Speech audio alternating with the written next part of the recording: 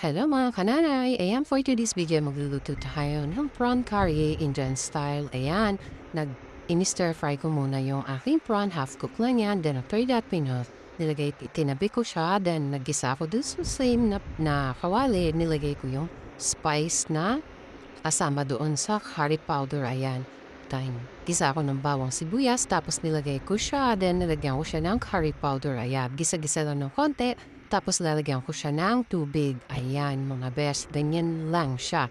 Ewan ko, sinunod ko lang po kasi doon sa instruction. First time ko po magluto ng prawn curry. Ayan, ganyan, ginisa-gisa ko siya. Then lagyan ko siya ng tubig. Then lalagyan ko din yan ng tinimplahan ko din siya para natikman ko kung ano ang lasa. Talagang matabang siya, kaya titimplahan natin. Tapos nilagyan ko siya ng tomato. Ayan, tapos papakuluan ko lang siya ng konti. Then after that, binalik ko na yung prawn ko.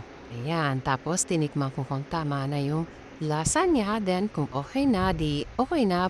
Pero pag hindi, titimplahan nyo na lang mga besh kung depende sa alat na gusto nyo.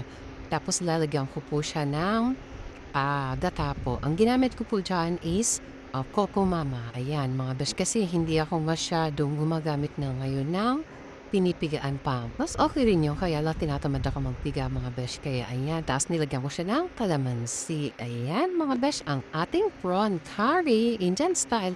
Ang sarap.